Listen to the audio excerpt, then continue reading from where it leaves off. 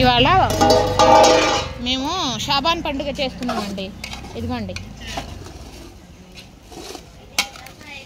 నూనె, ఉల్లిపాయలు, వంకాయ, టమాటా, సొరకాయ, పచ్చిమిర్చి, అల్లం వెల్లుల్లి పేస్ట్, ఉప్పు కారం వేసి పసుపు వేసి మగ్గనివ్వాలండి కూరగాయలన్నీ. ఇదిగోండి ఇలాగా సొరకాయ కూడా మగ్గిన తర్వాత ఇప్పుడు చింతపండు రసం వేద్దామండి. ఇదిగోండి చింతపండు రసం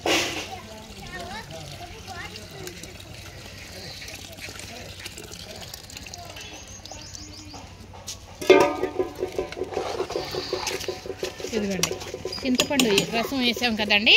ఇప్పుడు శనగపప్పు వేద్దాం. ఇదిగోండి పచ్చెనగపప్పు ఉడకపెట్టి ఇదిగోండి మెత్తగా రుబ్బుకున్నామండి.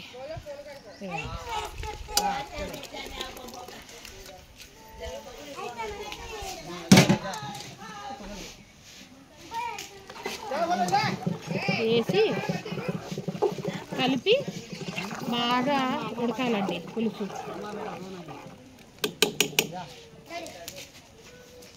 మూత పెట్టాలి.